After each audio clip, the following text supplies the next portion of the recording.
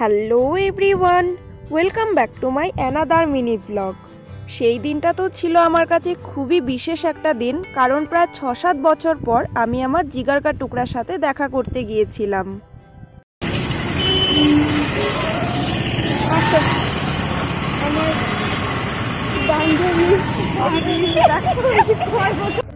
আমি যখন class 11-এ philosophy পড়তে যেতাম, সেখানে ও পড়তে আসতো আর সেখান থেকেই ওর সাথে বন্ধুত্ব হয়। আর এখন তো আস্তে আস্তে সেই বন্ধুত্ব আত্মার বন্ধনে পরিণত হয়েছে।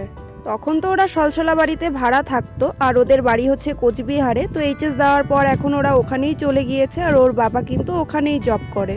আমরা তো এত বছর থেকে শুধু প্ল্যানেই করে গিয়েছি দেখা করার, কিন্তু দেখা আর কখনো করতে পারিনি। আর এখন তো ওর বিয়ে ঠিক হয়েছে, জানুয়ারির 23 তারিখে বিয়ে। তো সেই দিন ফাইনালি গিয়েছিলাম, হয়তো বিয়ের জন্যই যে ওর বিয়ে ঠিক হয়ে গেছে, পরে আর সেভাবে দেখা করতে পারবো না। তো কারণ যেটাই হোক গিয়েছিলাম সেটাই অনেক। আমি যেদিন গিয়েছিলাম সেদিন রাত্রেবেলায় তো ওর ভাই বোন সবাই মিলে মেলাতে গিয়েছিল, আমরা দুজন কিন্তু যাইনি, বাড়িতেই ছিলাম। আর তার পরের দিন ছিল ওর একটা বোনের বার্থডে, আর রাত্রেবেলা যেহেতু ওকে সারপ্রাইজ দেওয়ার প্ল্যান ছিল, তো আমরা বাড়িতে থেকে রুমটা ডেকোরেট করেছিলাম। হ্যাঁ, চুপ করে ওর মুখে একটু ফ্ল্যাশ মারতো। দিতেই লাগবে মনে, বসাইতেই লাগবে মনে, না বসলে হবে না।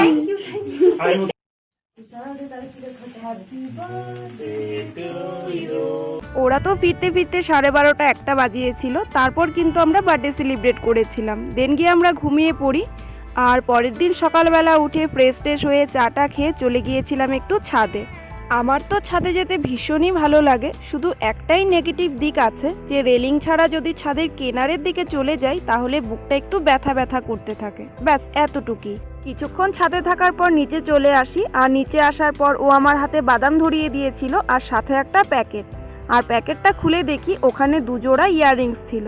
আমি ওর ঘরে আসার পরেই ওর শোকেসের উপরে দেখেছিলাম এরকম টাইপের কানেরগুলো, আর আমি ওকে বলেছিলাম যে এরকম আমার খুব ভালো লাগে, কিন্তু কখনো ট্রাই করিনি, কিনতে হবে। এই কথাটা জাস্ট আমি এমনি উচ্চারণ করেছিলাম। আর ওর বোনরা যখন রাত্রেবেলায় মেলায় গিয়েছিল তখনও বলে দিয়েছিল আমার জন্য যাতে এরকমই সেম কানের নিয়ে আসে। আমি তো যাওয়ার সময় ওর জন্য 2টো চোকার বানিয়ে নিয়ে গিয়েছিলাম, আর তার রিটার্ন গিফট হিসেবেই নাকি এই ইয়াররিংসগুলো ছিল। আর সত্যিই কিন্তু ইয়াররিংসগুলো আমার ভীষণই পছন্দ হয়েছিল। অন্য কারোর ফোনের গ্যালারি ঘাটলে হয়তো ফোনের 90% ছবি থাকবে ওর বেস্ট ফ্রেন্ডের সাথে, কিন্তু আমার ফোনে হাতে গোনা 1টা কি 2টো ফটো ছিল ওর সাথে। কারণটা হচ্ছে ও কোচবিহারে চলে আসার পর ওর সাথে আমি দেখাই করতে পারিনি এত বছর, কিন্তু সেদিন মন ভরে অনেক ছবি অনেক ভিডিও করেছি।